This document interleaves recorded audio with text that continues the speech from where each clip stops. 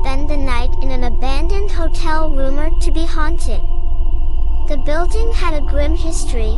Once a lavish retreat, it had been shut down after a fire claimed several lives in the 1930s. Over the years, locals claimed to hear whispers from the charred ruins or see shadowy figures wandering through the broken windows. The friends were skeptical but intrigued, so they brought a video camera to capture any ghostly activity. As midnight struck, strange occurrences began. A faint piano melody echoing from the decrepit ballroom, a child's laughter in the halls, and cold drafts in rooms where no windows were open. One friend, Emma, became transfixed by a rusted mirror on the third floor. She said she saw a woman's reflection standing behind her, though no one was there. While reviewing the footage later, the friends found something unnerving. In every video clip, there was a figure lurking in the background, a woman in a singed 1930s dress. At first, they assumed it was a trick of the light, but the figure seemed to grow closer in every clip, her hollow eyes fixed on the camera. When they reached the final clip, shot just before leaving, they saw themselves walking out of the hotel. Except Emma wasn't with them. Panicked, they called her, only to hear her voice faintly on the recording, whispering, "I'll stay. She needs me." The camera fell to the ground, its lens cracked. Emma was never seen again, and the friends were left haunted by the feeling that they had taken something, or someone, home with them. Months after Emma disappeared, her friends found themselves drawn back to the abandoned hotel.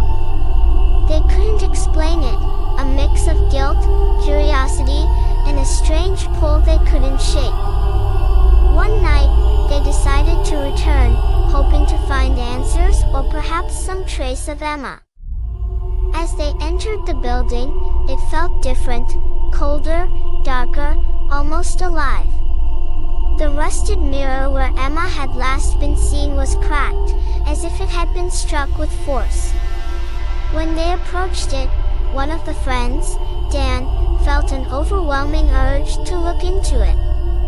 He claimed he could see Emma, but she wasn't the person he remembered. Her eyes were vacant, her smile twisted, and her dress resembled the singed attire of the apparition they had seen before. Suddenly, the mirror shattered completely, revealing a hidden room behind it, a room they swore hadn't been there before.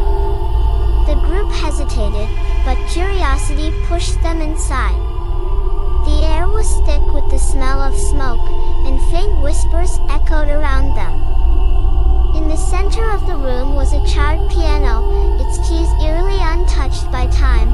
One of the friends reached out to touch the piano, and the whispers grew louder. A single note played, and the room seemed to shift, the walls blackened as if consumed by fire. Shadows danced around them, and Emma's voice called out, "You shouldn't have come back." In the chaos, they fled the room, but as they turned to leave the hotel, the door slammed shut. They were trapped. The whispers turned to screams, and one by one, they began to see visions of the woman in the singed dress, standing behind them, her hand outstretched as if beckoning them closer. What happens next is a mystery. Some say the friends escaped and vowed never to speak of what they experienced. Others believe they were never seen again, joining Emma and the spirits haunting the hotel. The building was eventually demolished, but locals claim that on quiet nights, they can hear faint piano notes in the empty lot where it once stood.